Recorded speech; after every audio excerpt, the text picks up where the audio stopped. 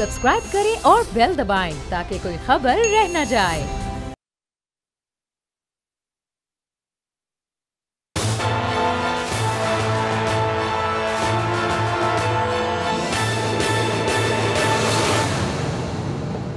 अस्सलाम वालेकुम नाजरीन, मैं हूं आपका मेज़बान समी इब्राहिम और आप देख रहे हैं प्रोग्राम तज्ज़िया स्पेशल। आज मेरे साथ राना ताहिर हैं और इनाम खटक बड़े ज़बरदस्त रिपोर्टर हैं और फाटा के इलाके को तो बहुत अच्छे तरीके से जानते और समझते हैं और अभी यहाँ पर जो कुछ नैब अदालतों में हो रहा है, जो नैब कर रही है, उस पर इनकी बड़ी गहरी नज़र है। तो आज हमारे मौजू में वो भी शामिल है और पॉलिटिकल चीज़ें भी शामिल हैं, तो इसलिए इनको भी हमने ज़हमत दी। बहुत बहुत शुक्रिया इनाम खटक, आप भी हमारे साथ आज गुफ्तगू में मसरूफ़ हैं। आज जिन स्टोरीज़ पर हम बात करेंगे, एक तो chairman senate chairman senate Sadiq Sanjrani साहब की मुलाकात हुई है जनाब आसफ अली जरदारी साहब से। ये मुलाकात हुई है पाकिस्तान इंटरनेशनल एयरलाइंस की उस फ़्लाइट में जो कराची से आई इस्लामाबाद। लेकिन मैं आपको पूरी आज इसकी तफसील बताऊँगा कि जिन लोगों ने ये मुलाकात करवाई उन्होंने बिल्कुल इस बात को यकीनी बनाया कि बिज़नेस क्लास में कोई और बंदा सफ़र ना कर सके आज। और उसके लिए क्या किया गया कि जो पूरे का पूरा जो बिज़नेस क्लास है उसको सिस्टम से आउट किया गया। ये कहा गया कि बिज़नेस क्लास ऑपरेट नहीं हो रही इस फ्लाइट में। किसने ये सब कुछ किया, क्यों किया, मकासद क्या थे, मुलाकात में क्या कुछ हो सकता है, इस पर आज हम बात करेंगे। और PIA के चेयरमैन के लिए वो एयर मार्शल साहब हैं, मैं उनके लिए ये सवाल छोड़ के जा रहा हूँ कि आप कहते हैं कि हमने PIA को कंट्रोल कर लिया होगा कंट्रोल आपने, लेकिन पिछले 10, 12, 15 साल में जो भर्तियाँ की, चाहे वो नून लीग ने भर्तियाँ की, चाहे वो पीपल्स पार्टी ने भर्तियाँ की, वो जो कारिंदे उनके वहाँ पर मौजूद हैं अपने अपने मास्टर्स को सर्व करने के लिए, आज भी वो उसी तरह खड़े हैं। यानी ये कोई बंदा सोच सकता है कि आप उस फ्लाइट में से बिज़नेस क्लास को ही आउट कर दें और ये कहें कि बिज़नेस क्लास की कोई सीट ही नहीं है। और बज़ाहिर मकसद ये लगता है ताकि ये मुलाकात जो है ये होनी चाहिए और इस तरह से होनी चाहिए कि किसी को ना पता चले कि क्या इसमें गुफ्तगू हुई है। पाकिस्तान की सियासी सूरत हाल में senate chairman, senate, People's Party, government, ये सब आप उस कॉन्टेक्स्ट में अगर देखें तो अंदाज़ा होता है कि क्या खिचड़ी पक रही है। इस पर हम बात करेंगे। इसके अलावा हुसैन असगर साहब बन गए हैं डिप्टी चेयरमैन नैब के, और जो एक पहले जस्टिस रिटायर्ड जावेद इकबाल साहब उसके चेयरमैन हैं। बेहतरीन जज, समझदार, कानून को समझने वाले। कमी थी एक चीज़ की, इन्वेस्टिगेशन के मामले में नैब में कमी थी, क्योंकि जो लोग भर्ती किए गए माजी में उनमें ये कैपेबिलिटी नहीं थी। लेकिन अब हुसैन असगर साहब की स्पेशलिटी ये है, one of the best investigator. बड़े बड़े केस उन्होंने इन्वेस्टिगेट किए हैं, बड़े बड़े मगरमच्छों के केस इन्वेस्टिगेट किए हैं। और अब अगर जस्टिस रिटायर्ड जावेद इकबाल की जहानत, उनकी काबिलियत और कानून का जो उनको इल्म है, वो अगर हम कपल करें जो हुसैन असगर साहब की इन्वेस्टिगेशंस की स्किल्स हैं और जो ईमानदारी है, जो ऑनेस्टी है, तो लग ये रहा है कि बस वो जो बात है ना कि तेरा क्या बनेगा कालिया। अब ये जो नींदें हराम हुई है, ये जो जहाज़ों में मुलाकातें इसीलिए हो रही हैं कि हुण करना की है। ये बताते हैं आपको कि ये सब क्या है। इसके अलावा खबर थी कि अहमद मीर साहब ने ये दी थी कि ख़ानदान के गैर सियासी अफराद जो हैं वो रहम मांग रहे हैं इमरान खान से। एक तरदीद हल्की सी आई है ख्वाजा आसिफ साहब की तरफ से, लेकिन उन्होंने इस बात को डिनाई नहीं किया। उन्होंने कहा कि हमारे इल्म में नहीं है। लेकिन जनरल रिटायर्ड अमजद शोएब साहब ने ये बात कही है कि इस वक्त लंदन में ये डील हो रही है कि शरीफ ख़ानदान तैयार है पेमेंट करने के लिए। सिर्फ इस पे बात फंसी हुई है कि जनाब थर्ड पार्टी के ज़रिए पेमेंट होनी चाहिए और ये गवर्नमेंट इस बात की अनाउंसमेंट ना करे कि इतनी पेमेंट ले ली है, यानी प्ली बारगेन बाकायदा तौर पर ना हो, पैसे देने के लिए तैयार हैं, सियासत में अपना रोल मांग रहे हैं। ये सब कुछ थर्ड पार्टी के ज़रिए जनरल अमजद शोएब साहब ने कहा। इस पर हम बात करेंगे। फिर इसके अलावा इमरान खान साहब फाटा जा रहे हैं, बार बार जा रहे हैं। PTM ने एक बड़ा चैलेंज पोज करके रखा है, वहाँ पे लोग खफा भी हैं, नाराज़ भी हैं।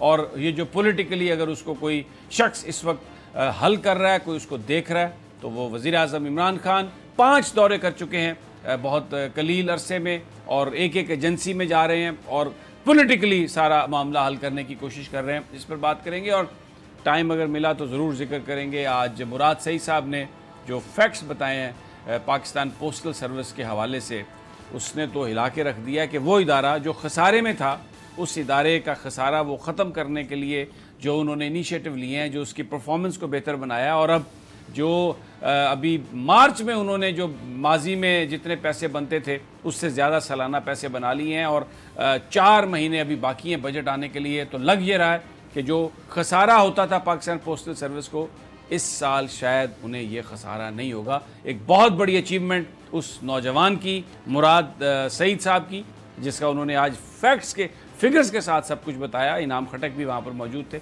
इस पर भी बात करेंगे। लेकिन सबसे पहले नाजरीन, मैं आपको ये बताना चाहता हूँ कि PIA की परवाज़ जो आज 4 बजे चली, 308 शायद उसका नंबर है, कराची से और पहुँची इस्लामाबाद। उसमें जो असल बात जो थी वो ये थी कि जनाब आसिफ अली जरदारी साहब ने ट्रैवल करना था, उनके साथ उनकी हमशीरा ने भी आना था, उनके साथ आसफ़ा ने भी आना था, वहाँ सेनेटर जो सेनेट के चेयरमैन है संजरानी साहब, उन्होंने भी आना था। ये तय कर लिया गया था, जो हमें सोर्सेज ने बताया, कि जहाज़ में मुलाकात होगी, 1.5 पौने 2 घंटे की फ़्लाइट है, तफसीली तबादला ख्याल होगा। लेकिन उसके लिए ये बंदोबस्त किया गया कि ये यकीनी बनाया गया कि बिज़नेस क्लास में कोई ऐसा शख्स ना सफ़र कर सके जिसको वो समझ रहे होंगे कि शायद ये कोई बात लीक हो जाएगी, कंटेंट का पता चल जाएगा, या वट एवर देयर प्रायोरिटीज़। उसके लिए क्या किया गया कि जहाज़ में से जो अगर आप बुकिंग के लिए जाते हैं तो पहले से ही बिज़नेस क्लास को उसमें आउट कर दिया गया, और ये कहा गया जब आप सिस्टम पे जाते थे कि कोई भी बिज़नेस क्लास की सीट नहीं है, सिर्फ एग्जेक्टिव इकॉनमी और इकॉनमी ऑपरेट हो रहा है, ताकि बिज़नेस क्लास की सीट किसी को बिक ही ना सके। अगर बिज़नेस क्लास किसी को बिके तो कंट्रोल्ड उस आदमी को बिके जिसके बारे में उन्हें पता हो कि ये कोई प्रॉब्लम नहीं देगा। किसने किया होगा ये? यकीनन जो लोग PIA के अंदर हैं, जो हमदर्द हैं, या मुझे नहीं पता वो कौन लोग हो सकते हैं। अब मैं आपको एक ऑडियो सुनवाता हूँ, गुफ्तगू सुनवाता हूँ, जिसमें PIA के लोग ये कह रहे हैं कि कॉल सेंटर पे जो उनकी इन्फॉर्मेशन है वो ये कह रही है, यानी बाकायदा सिस्टम से बिजनेस क्लास को आउट किया गया और ये कहा गया कि बिजनेस क्लास ऑपरेट ही नहीं कर रही। ज़रा वो जो टेलीफोनिक कन्वर्सेशन है ज़रा वो सुन लें। जी वालेकुम सलाम। मुझे ये बताइएगा, कराची टू इस्लामाबाद 28 तारीख को PK-308 जो फ़्लाइट ऑपरेट हो रही है, इसमें मुझे एक तो ये क्लास कंफर्म कर दें कि कौन कौन सी क्लास ऑपरेट कर रही हैं और एयरक्राफ्ट कौन सा लगा हुआ है।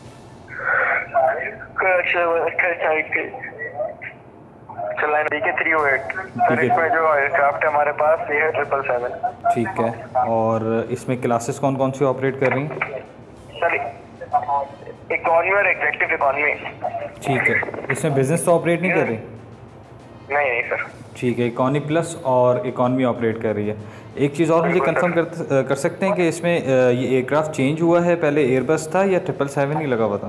सर 777 ही लगा हुआ है। 777 ही है, और आप कह रहे हैं कि ये इकॉनमी प्लस ऑपरेट कर रहा है, यानी वही बिजनेस क्लास वाला ही केबिन होता है बट ये ट्रीट इकॉनमी प्लस हो रहा है। बिल्कुल बिल्कुल।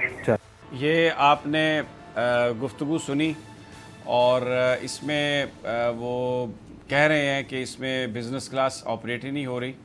तो ये नाज़रीन, इनाम खटक, कभी ऐसा देखा आपने, कभी ऐसा सुना? देखिए समी साहब, सबसे पहले तो बात यह है कि आसिफ अली जरदारी उन शख्सियात में शामिल है जिन्होंने रज़ा रबानी की कुर्बानी देकर सादिक संजरानी को चुना, और हम सब आसिफ अली जरदारी के इस मूव को बड़ा अप्रिशिएट कर रहे थे। लेकिन कभी कभी समी साहब में ख़बरों की ट्विस्ट निकलती है, 2 साइड स्टोरी होती है, 1 साइड स्टोरी होती है। इसमें बुनियादी तौर पर जो मेरे पास इंफॉर्मेशन है वो ये है कि इस बिज़नेस क्लास में चेयरमैन सेनेट भी आ रहे थे और 2 दिन कबल उन्होंने टिकट की बुकिंग कराई थी। आसिफ अली जरदारी और आसफ़ा भुट्टो जो थी वो साथ ही बैठे हुए थे, अटार्नी जनरल भी थे, इसमें डिप्लोमेट्स भी थे। तो कभी कभी समी साहब मेरे ख्याल से कोइंसिडेंस इस किस्म की आ सकती है कि जिसमें चेयरमैन सेनेट हो, चाहे कोई और 2 ऐसे कंट्रास्टिंग पर्सनालिटीज़ हों, लेकिन चूंकि टाइमिंग इसकी बड़ी क्रूशल है। आप आजकल हम देख रहे हैं कि फेक अकाउंट केस में नेब ने बाकायदा दरख्वास्त की है कि साबिक सदर आसिफ अली जरदारी को गिरफ्तार किया जाए और हमारे कस्टडी में दी जाए, क्योंकि जो एविडेंस है उनके खिलाफ वो कंप्लीट है। सिर्फ एक ही जो इम्पीडिमेंट है, जो ऑब्स्टिकल रहता है, वो ये है कि आसिफ अली जरदारी की गिरफ्तारी जो है वो ओवर ड्यू है। नेब की प्रोसिक्यूशन भी इस तरह की कहती है। लेकिन समी साहब, may be you have more information, लेकिन इस केस के हवाले से जो अभी मुझे पता चला है उसमें चेयरमैन सेनेट बिल्कुल उस सीट में बैठे हुए नहीं थे जहां पर आसिफ अली जरदारी थे। फिर डिप्लोमेट्स हैं, फिर आपकी बात बिल्कुल ठीक होती। अगर बिज़नेस क्लास में सिर्फ चेयरमैन सेनेट या आसिफ अली जरदारी होते, आसफा साथ होती या कुछ पीपल्स पार्टी के और लोग होते, लेकिन चूंकि इसमें डिप्लोमेट्स भी जिस तरह मैंने कहा बैठे हुए थे, अटारनी जनरल भी थे, फिर चेयरमैन सेनेट की खुद 2 दिन कबल बुकिंग हुई थी, तो मुझे बज़ाहिर सच कोई बात नज़र नहीं आती। और अगर फिर ये मुलाकात होनी भी थी तो किसी टाइट एयर टाइट रूम में होनी थी। इनके लिए कोई कमी तो नहीं है वेन्यू का, कोई भी वेन्यू हो सकता है। लेकिन हाँ, आपकी बात इस हद तक ठीक है, अगर PIA की एडमिनिस्ट्रेशन ने यह कहा है कि बिज़नेस क्लास में कोई कैपेसिटी नहीं है तो वो अलग कहानी है।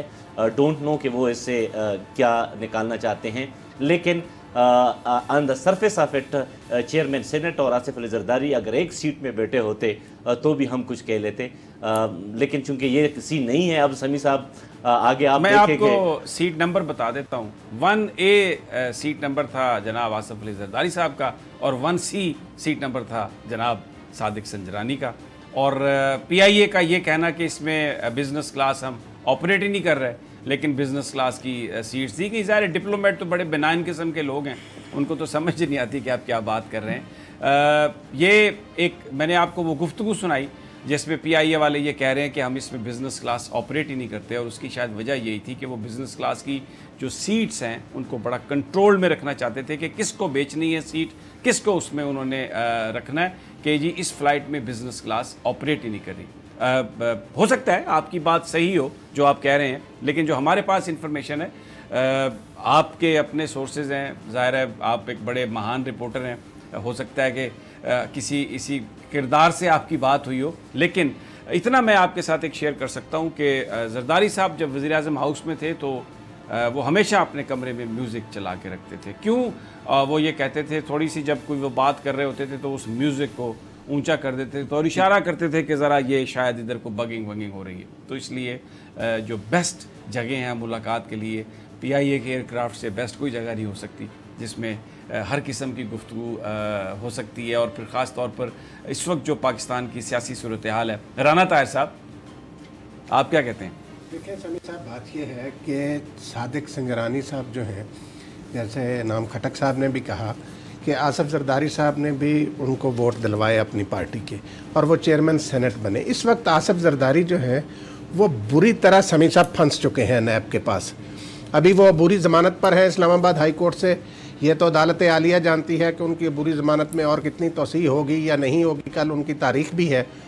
आसिफ जरदारी के ख़िलाफ़ इस कदर ठोस शवाहिद समी साहब मौजूद हैं नैब के पास कि इस जाली अकाउंट्स वाले मुकदमे से आसिफ जरदारी और उनकी हमशीरा का बचना तकरीबन नामुमकिन है। तो इसके लिए उन्होंने, देखे सादिक संजरानी साहब इमरान खान के भी करीब हैं, PTI के भी वो कैंडिडेट थे जब वो चेयरमैन सेनेट बने।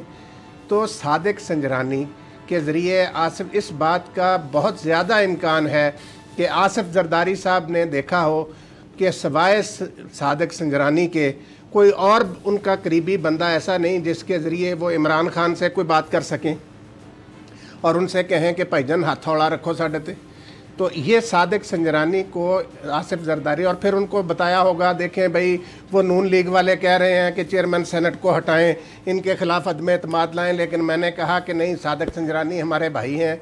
इस तरह की हो सकता है कि आसिफ जरदारी साहब ने उनको ये सारी बातें कही हों, एक इम्कान है। ये बात जो आप इनाम, इस बात से तो आप एग्री करेंगे कि जो मैनेजमेंट है इवेंट्स की, आसिफ अली जरदारी से बेहतर अभी पॉलिटिकल मैनेजर हमने पाकिस्तान में देखा नहीं। और बिगड़ती हुई गेम को बनाना और बनी हुई गेम को, किसी की बनी हुई गेम को बिगाड़ना, इसमें आसिफ अली जरदारी के पास वो जो गिदड़ सिंगी है, जो जिन है, वो उसको इस्तेमाल करना उनसे ज़्यादा किसी को नहीं आता। तो समी साहब, फिर तो आसिफ अली जरदारी जो है वो जिस तरह आप कह रहे हैं, फिर तो वो तारीफ़ के काबिल हैं कि अगर उनसे बड़ा कोई सियासतदान नहीं है, जो बंदा 9 साल 10 साल जेल में रहा हो और फिर भी उसको नेशनल पॉलिटिक्स का पता हो, और जो हमारे सीनियर सियासतदान जिन्होंने एक दिन जेल नहीं काटी, अगर उनको जरदारी की गेम समझ नहीं आ रही तो फिर तो हम जरदारी को क्रेडिट देना चाहिए। लेकिन समी साहब, जो हुसैन असगर की अपॉइंटमेंट है या जिस तरह नेब केसेस को इन्वेस्टिगेट कर रहा है, मेरे ख्याल से जरदारी की जो गिदड़सिंगी है वो उनके काम नहीं आएगी और ना आने वाली है, क्योंकि उनके पास जो सबूत है, जो एविडेंस हैं, अब पता चलेगा कि जरदारी साहब किस किस्म की गिदड़सिंगी दिखाते हैं। लेकिन आपकी बात इस हद तक दुरुस्त है जहाँ तक बिजनेस क्लास का ताल्लुक है कि फारूक इचनायक और चेयरमैन सेनेट एक सीट पे बैठे हुए थे। जरदारी साहब मेरी इतलात के मुताबिक सो रहे थे।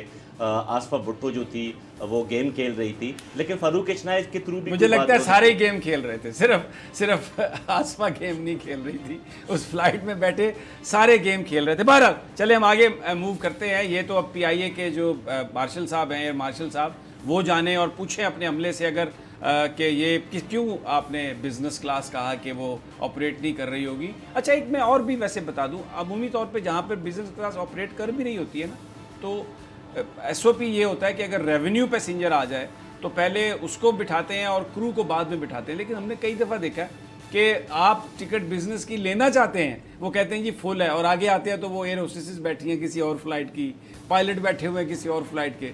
तो PIA के अंदर वो माल मुफ्त दिले बेरहम वाला जो काम है ना, वो तो चल रहा। हालात इसमें कोई शक नहीं, बहुत इन्होंने बेहतर किए हैं, उसके रेवेन्यू को इजाफा किया है। लेकिन ये जो वाक़या है, इससे मुझे लगता है कि जो बहुत कुछ अभी PIA में होना बाकी है, और ये एक बड़ी पॉलिटिकल एक डेवलपमेंट है जो इस हवाले से हो रही है। जो हुसैन असगर साहब की जो आपने बात की ना, जैसे मैंने पहले कहा था कि अब जो इन्वेस्टिगेशन स्किल्स हैं हुसैन असगर साहब की, और कानून का जो इल्म है जस्टिस रिटायर्ड जावेद इकबाल साहब को, ये जो कम्बिनेशन है ये एक बड़ा लीथल कम्बिनेशन है करप्ट सुंडियों के लिए। जैसे वो कहते हैं ना कि ये आप पेस्टिसाइड है, ये आप डालें तो अगर वो एक होती है अमेरिकन सुंडी, एक होती है चुतकबरी सुंडी, वो इनको मारने के लिए ये जो है अद्वियात का कम्बिनेशन आप इस्तेमाल करें तो आपकी फसल बच सकती है। तो मुझे लगता है कि ये हुसैन असगर साहब का जो कम्बिनेशन है जस्टिस रिटायर्ड जावेद इकबाल के साथ, लीगल प्लस इन्वेस्टिगेशन स्किल्स, उसके बाद अब ये जो करप्ट सुंडियाँ हैं इनके ऊपर बड़ा एक भारी वक्त आने वाला है। और मुझे ये कहा जा रहा है कि एक ब्रेक का टाइम है। जब ब्रेक से हम वापस आते हैं तो ये जो इतलात हैं कि लंदन में कोई डील इस तरह की करने की कोशिश की जा रही है कि पार्टियां पैसा देने के लिए तैयार हो गई हैं, लेकिन कहा यह जा रहा है कि ये पेमेंट थर्ड पार्टी के ज़रिए होगी, और साथ में ये भी कहा जा रहा है कि हमारा नाम नहीं आएगा, हमारी जान छूट जाएगी, हमारा मुस्तकबिल सेफ हो जाएगा। लेकिन इतलात ये हैं कि गवर्नमेंट अभी इस पर राज़ी नहीं है। इस सारी सूरत हाल पर डिस्कस करते हैं, लेकिन एक छोटे से वक्फे के बाद।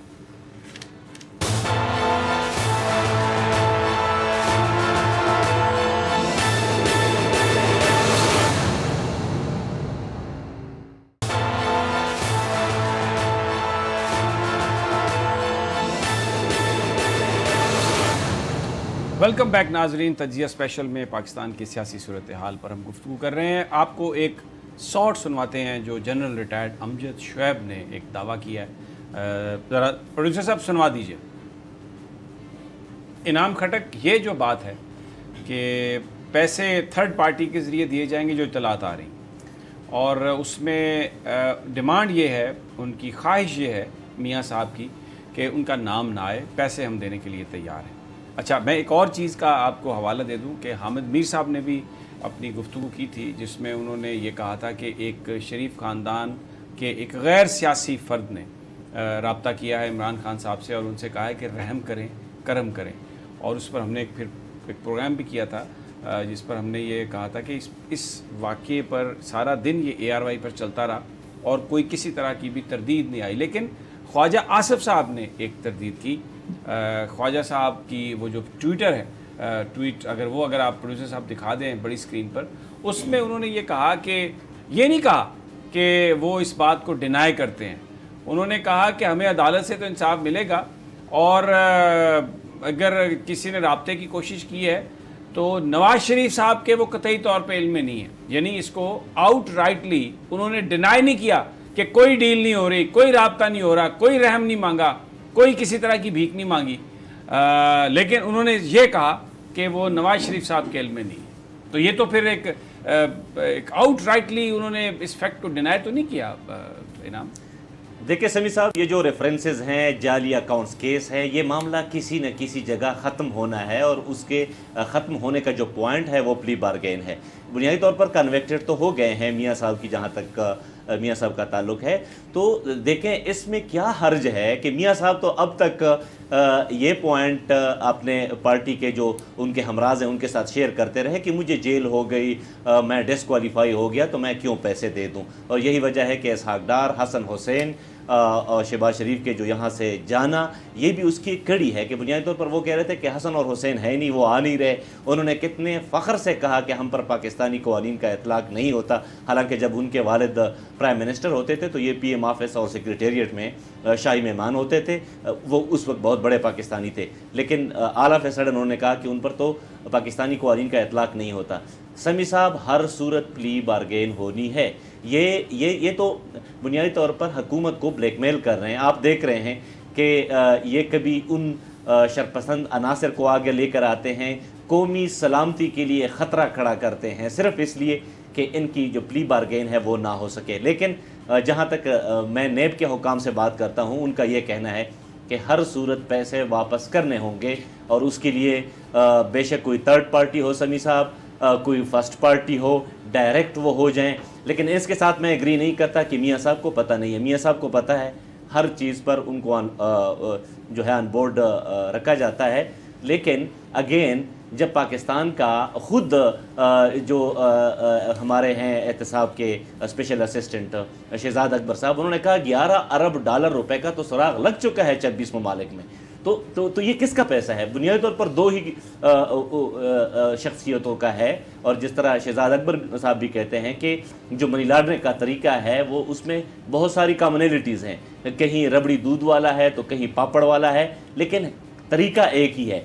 तो इस हालत में तो ये पॉसिबल ही नहीं है कि ये ख़ुद को हीरो के तौर पर उभार दें। और फिर जो लोग GT रोड का रास्ता इख्तियार कर रहे थे, बड़ा इनकलाब लाने की बातें कर रहे थे, आप देख रहे हैं कि वो सुप्रीम कोर्ट से किस तरह रहम की अपील कर रहा है। बुनियादी तौर पर मुस्तकिल ज़मानत की दरख्वास्त का मतलब ही यही है कि आप रहम की अपील करते हैं। और समी साहब, रहम की अपील जब आप करते हैं तो आपके पास कोई बारगेनिंग चिप नहीं होती। ये कहना कि ये उनका लीगल राइट है, बिल्कुल मैं इसके साथ एग्री करता हूँ, लेकिन यही सुप्रीम कोर्ट है जिन पर ये लानत बेचते थे, तो फिर ये भी क्या उनका लीगल राइट है? यानी ये अगर सुप्रीम कोर्ट के जजमेंट को चैलेंज करे तो ये भी राइट है, रहम की अपील भी करे तो भी राइट है। लेकिन कौम फिर इमरान खान का पीछा नहीं छोड़ेगी अगर ये लोग इसी तरह ही उनको मुस्तकिल ज़मानत मिल जाए या जो प्ली बारगेन है उसका वो ना हो सके। तो हर सूरत, जिस तरह मैंने पहले कहा, या कोई सेकंड पार्टी हो, फर्स्ट पार्टी हो, प्ली बारगेन हर सूरत होनी है प्ली बारगेन ने। और जो लूटी हुई रकम है अगर वो कौमी ख़जाने में वापस ना आए तो ना तो फिर नेब का कोई मकसद है, ना फिर हुकूमत का जो खुद एहतसाबी और अकाउंटेबिलिटी फॉर की बातें हो रही हैं, फिर लोगों का एतमाद उठ जाएगा नेब से। हर सूरत ये होना है, बाकी जो तैयार है ना है। अच्छा राना साहब, जो गिरफ्तारियां हुई हैं जिस अंदाज में ये फेक अकाउंट्स केस में, ऐसा लग रहा है कि अब तो जो भी लोग इन अकाउंट्स को हैंडल कर रहे थे जरदारी साहब के बिहाफ पर या और फैमिली के बिहाफ पर मुबैना तौर पर, तो वो तो ऑलमोस्ट सारे गिरफ्तार हो चुके हैं। तो अब अगले दिनों में तो ऐसा लग रहा है कि जरदारी साहब को भी इन्वेस्टिगेशन के लिए नैब पकड़ेगा, क्योंकि दरख्वास्त तो उन्होंने दी हुई है, इजाज़त तो मिलेगी। लेकिन दूसरी तरफ देखते हैं कि हमजा शहबाज साहब की तो मुस्तकिल ज़मानत में तोसी है, नैब उन पर हाथ तो नहीं डाल सके। समी साहब देखें, बात यह है, जैसे खटक साहब ने भी कहा कि इनमें काफ़ी इनकी वारदातों में ममासलत पाई जाती दोनों ख़ानदानों की। आपने जैसे कहा कि जरदारी साहब के जाली बैंक अकाउंट्स के बहुत सारे किरदार गिरफ़्तार हो गए, आज भी बैंक के 2 अफसरान गिरफ़्तार हुए जो इसमें शामिल थे। इसी तरह जो हमजा शहबाज और शहबाज शरीफ साहब के लिए मनी लॉन्ड्रिंग करते थे, वो किरदार भी गिरफ़्तार किए हैं नैब ने। तो ये दोनों ख़ानदान जो हैं इस वक्त नैब के शिकंजे में हैं, ये बचना चाहते हैं उससे। जो आपने बात की है, ख्वाजा आसफ साहब का ट्वीट जो दिखाया, इसमें कहाँ इन्होंने तरदीद की है उस बात की जो हामिद मीर साहब ने कही? कोई तरदीद। उन्होंने बड़ा वाज़े तौर पर 2 टोक अंदाज में हामिद मीर ने कहा कि इनके करीबी रिश्तेदार ने इमरान खान साहब से रहम और करम की भीख मांगी है। आप ये बताएं कि उसके बाद अभी तक इनकी ज़ुबानों को ताले लगे हुए हैं मुस्लिम लीग नून वालों की क्यों आकर सामने नहीं कहते जी कि हामिद मीर साहब ने गलत कहा? और ये भी जो ख्वाजा आसफ साहब ने भी कहा कि नहीं ऐसे नहीं कहा। और ये जो गिरफ्तारियां समी साहब हो रही हैं, इनका मंतकी अंजाम जो है वो आसिफ जरदारी और हमजा शहबाज और फरियाल तालपुर साहबा की गिरफ्तारी होगी, और उसके बाद ये लूटी हुई दौलत कौमी ख़जाने में वापस नहीं आएगी अगर, तो ये लोग सज़ा भुगतेंगे।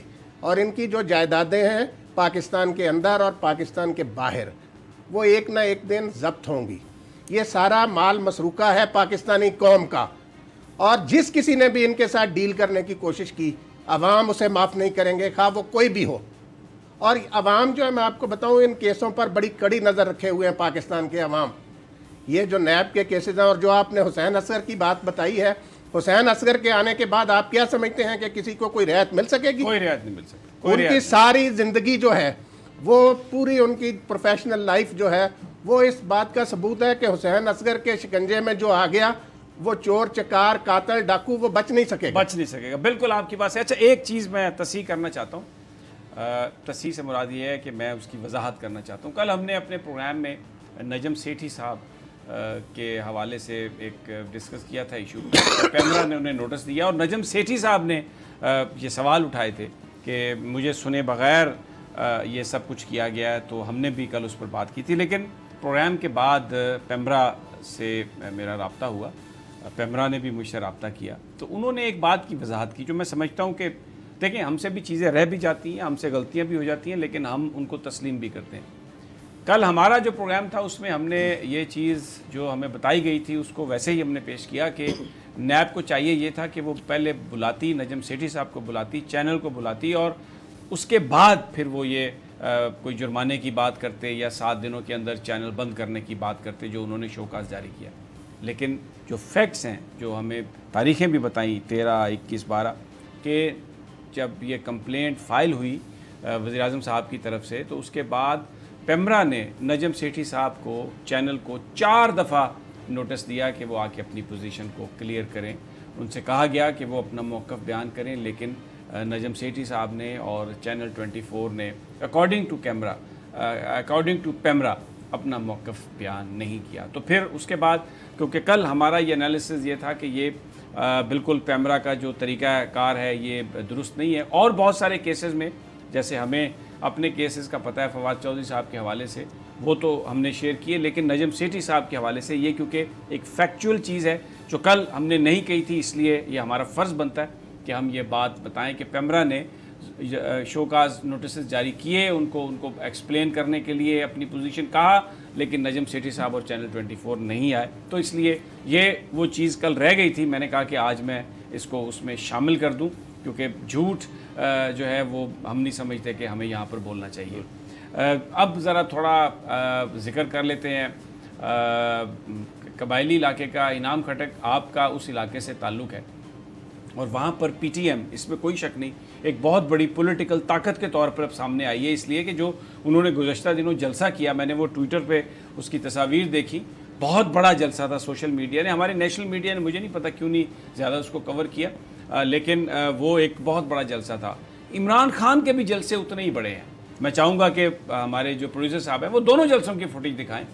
जो इमरान खान भी कह रहे हैं कि जो PTM ने बहुत सारे जो इश्यूज़ उठाए हैं वो दुरुस्त हैं, लेकिन उनका लहजा जो है PTM का वो ठीक नहीं है, और वो शायद जो आगे बात करते हैं उसका फ़ायदा पाकिस्तान के दुश्मनों को होगा। जो वो पाकिस्तान की फ़ौज पर तनकीद करते हैं, पाकिस्तान के इदारों पर जो तनकीद करते हैं, वो तनकीद जो है उसका पाकिस्तान को कोई फ़ायदा नहीं। और वो जिस अंदाज़ में तनकीद करते हैं, जिस तरह वो नारेबाजी करते हैं, ऐसा लगता है कि वो उन हाथों में खेल रहे हैं शायद जो पाकिस्तान के इदारों के ख़िलाफ़ है। इनाम खटक, आपका तो उस इलाके से ताल्लुक़ है सारा, आप कैसे देखते हैं सारी सिचुएशन को? देखिए, जहाँ तक PTM का ताल्लुक़ है, बुनियादी तौर पर ये एक 2 हलकों ही पार्टी है। मतलब नॉर्थ और साउथ वज़ीरिस्तान में ज़रब ऑपरेशन निजात, यानी ये बुनियादी तौर पर इसको अगर आप पार्टी कहते हैं तो इसका मतलब है आप जर्नलाइज कर रहे हैं पूरे मुल्क पे। देखिए, मैं समी साहब, बहुत सिंपल बात है कि नॉर्थ और साउथ वज़ीरिस्तान में अगर लोगों के साथ जुल्म हुआ है, और जिस तरह आपने देखा कि पूरे पार्लियामेंट के ग्रीन सिग्नल के बाद ही ऑपरेशन लॉन्च हुए। ये इन लोगों ने नकले मकानी नहीं, उसके बाद अमन बड़ा हुआ है, फिर उसके बाद अमन क्रिमिनल एक्टिविटी खत्म हुई है। इसका तो कौम को फायदा हुआ है। मैं ये कह रहा हूं कि ये पॉलिटिकल जो चैलेंज है उसको सिर्फ और सिर्फ वज़ीर-ए-आज़म इमरान खान की जमात जो है ना 5 दौरे वो कर चुके हैं। बाकी मैं फजलुर रहमान साहब को नहीं देखता वहाँ पे, मैं पीपल्स पार्टी को नहीं देखता वहाँ पे, मैं नून लीग को नहीं देखता वहाँ पे, कोई भी ये जो नेशनल पॉलिटिकल पार्टीज़ हैं, बल्कि ये नेशनल एक्शन प्लान की जो पार्लियामानी मीटिंग हो रही है उसको भी बायकॉट करने का ये इंदिया दे रहे हैं कि हम उसमें भी नहीं जाएंगे। और मौलाना फजलुर रहमान साहब तो बात ही और कर रहे हैं। तो जो पॉलिटिकल इस वक्त वहाँ पर जो चैलेंज है, उस चैलेंज को तो सिर्फ इमरान खान जाके पॉलिटिकली हैंडल कर रहे हैं। बिल्कुल समी साहब, आपकी बात बिल्कुल ठीक है। इसका मतलब है इस मुल्क की हुब्बुल वतनी का ठेका जो है वो सिर्फ इमरान खान ने लिया है, जो कि वजीर आज़म हैं, जिन्होंने जो चीफ एग्जीक्यूटिव हैं मुल्क के, उन्होंने बाकी काम चलाने हैं, या उन्होंने जो शरपसंद नासिर हैं उनका भी मुकाबला करना है। तो यहाँ पर सवाल ये पैदा होता है कि जो बाकी लोग हैं, पाकिस्तान की बाकी सियासी शख्सियात हैं, वो इस वक्त कहाँ खड़े हैं। और फिर अगर वो नहीं है, इन केस उनका नॉर्थ साउथ वजीरिस्तान या फाटा में उनका वजूद नहीं है, तो इसका मतलब है कि वो ये तस्लीम कर रहे हैं कि फाटा में सिर्फ अभी तक बावजूद इसके कि हुकूमत है, कि हुकूमत के ख़िलाफ़ लोगों के ग्रीवेंसेस होते हैं, फिर भी पाकिस्तान तहरीक इंसाफ वाहिद वो सियासी जमात है जो कि मुल्क दुश्मन अनासर का डट कर मुकाबला कर सकती है। बिल्कुल, मुझे अभी क्योंकि बताया जा रहा है टाइम खत्म हो गया, लेकिन बड़ी इंपॉर्टेंट बात है ये, वज़ीर-ए-आज़म इमरान खान जहाँ एक तरफ करप्शन के खिलाफ लड़ रहे हैं, एक तरफ नंबर कम होने की वजह से असम्बली में भी एक बड़ा उन्होंने एक स्टैंड है और वहाँ पर भी बड़े चैलेंजेस हैं। लेकिन इसके साथ साथ जो पाकिस्तान के कबायली इलाके को जो चीज़ें चाहिए थी, KPK में जम किया, उनको एक सूबा बनाया, और उसके बाद वहाँ पर जो चैलेंजेस हैं, पॉलिटिकल चैलेंजेस के लिए बार बार वहाँ पर जा रहे हैं। सिर्फ एक जमात, एक शख्स इमरान खान जो हमें पाकिस्तान के लिए लड़ता हुआ नज़र आ रहा है। नाजरीन, इजाज़त दीजिए, कल फिर इंशाल्लाह मुलाकात होगी अल्लाह ने के बाद।